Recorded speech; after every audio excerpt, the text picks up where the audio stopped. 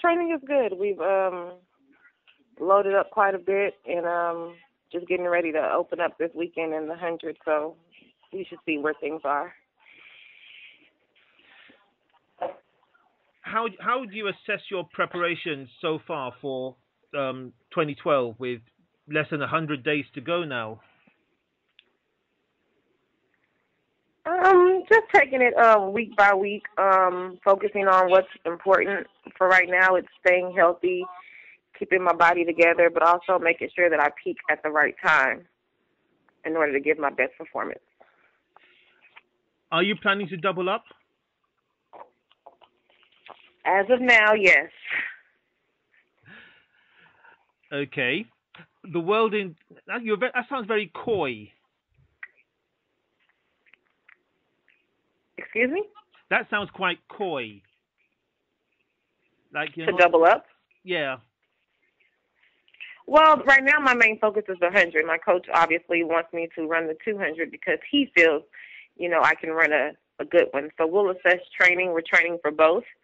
When I go to Nigerian Championships, I will run both, and then we will make the decision, going forward. But the 100 is the primary focus. The 200, if we decide to do it, then I'm going to give 110%. There's a lot of competition in the women's sprinting in Nigeria at the moment. Yes, there is. But just like with any other country, Jamaica, the U.S., Britain, there's always going to be more than one. But it's always going to be who's prepared and who's ready to run. Because, between now and then, anything can happen. And we do have some strong ladies on the Nigerian team. So I just wish everyone, success. And I want everyone to do well. Because at the end of the day, as long as we do well, then we do well for the country. Absolutely. You did an indoor season, culminating in the World Indoors. How do you make that decision whether to do an indoor season or maybe not do an indoor season?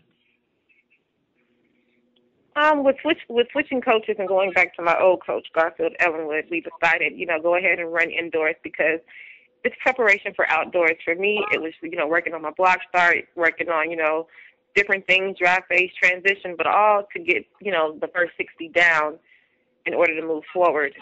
We ran a few races here and there, and when I finally, ran a personal best 7:07, he was like, go ahead and go, give it a shot. But in the midst of it, I also, tweaked my hamstring, so kind of didn't work out as planned. But at the end of the day, it helped put together this 100.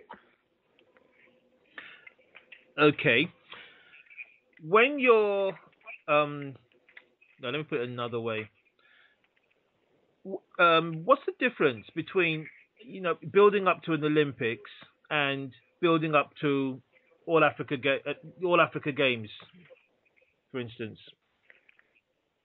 For me, that was my first All African Games, and I really wasn't even prepared to compete there. So I just kind of went out with barely any training and just competed because, I had the whole issue with the IAAF and the switching countries and getting clearance, really, really late. So my season, I thought, was done well ahead of time. But for this year, because I know that I have clearance and I'm fine, we just take things slower. We take things day by day. We assess how your body feels a lot better because Olympic year is very important. You don't run, too many races that's going to tire you out. You put in the work and practice, you run a couple races, you execute. And then, between you and your coach, you should know when you're ready. Does that mean we might not see a lot of you on the Grand Prix circuit before the Olympics? Yes, that's what that means. I currently have a schedule probably set up of like 3 to 4 races before I even come to Nigeria trials.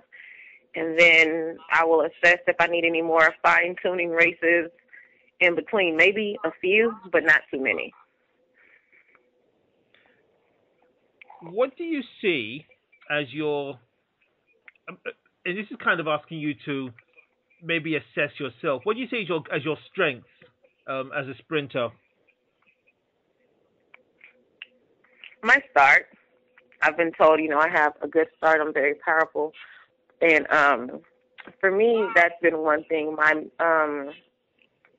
The drive, and I can kind of just get on the line and just know that even through adversity, as far as, any nagging injury, I can kind of throw it to the back of my mind and kind of just compete. But there's also things, this year that I decided, when I switched coaches that, I had to learn to put the race together, distributing the right energy in the right places, not always blasting out the blocks, the first 60, and then you can't, hold on the last 40 meters of 100, because that's where the race is going to be run, going to be won. It's going to be whoever can get out but also finish the race. Yeah. That false start rule, it seems quite draconian. What do you feel about it? Coming from college, for us in the States, that was the rule. One false start and you're done. Only on the professional circuit before they changed the rule where it was like, you get a second chance. So for me, it doesn't really matter. I just think it needs to be fair and, put in force across the board, no matter who you are and no matter where you are. Yeah, I think you're right. I think it just really takes athletes getting used to it. Although I think people are very unhappy if Usain Bolt was full started again. Obviously they were, because that's a big name and you never want to lose, a big name that people pay money to come and see and, expecting a good race. But at the end of the day, everyone has to sit in the blocks, It's going to be disciplined. I think it takes away from, maybe everyone guessing the gun and, things like that. But if everyone just kind of learns to be patient and just disciplined, which I think a lot of people are working on that this year, because I don't think anyone wants a false start in an Olympic final or an Olympic Games, period. So, the rule is the rule, and we as athletes have to just train our bodies and just be disciplined to the fact that that's the rule and understand, what may come with it if you false start. How much help are you getting from Nigerian Federation in your preparation for the Games? Funny you ask this question. Not much. And this is something that, many of us are dealing with as of the moment. As of now, we just get a lot of emails and phone calls and things of that nature, but not any particular monetary support as of right now. We've gotten, little things here and there, but the things that were promised to us as far as, training grants and coaching stipends and medical things for those of us who have, met the Olympic standard and do, we're not getting much. And I think it's being depicted that we are. Okay. What's life like away from the track? Life is fun. A lot of people don't know I'm a mother first. So with or without track, I still have a daughter. And so that's first and foremost. And then, my family, the fact that I've chose to, move away and train has been tough, but it's also a sacrifice that I've chosen to make for this year. But life is fun. I'm a regular girl. I like clothes. I like to shop. I love to read. I like movies. I just do regular things like a regular person to kind of just keep myself calm and not so stressed and just track. Are you excited about the Olympics? I am. It'll be my first Olympic Games, and I want it to be memorable simply because, it's just my first one, and the work that I've put in this year alone. So it's going to be an exciting thing for myself, for my family, for the country of Nigeria, for all the athletes who are competing.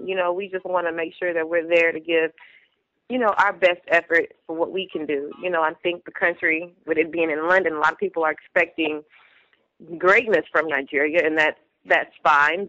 But, we're the ones with the pressure, not you guys. So I just think if we all, work together and really just come together and do things the correct way, then I think everyone can smile at the end of the day.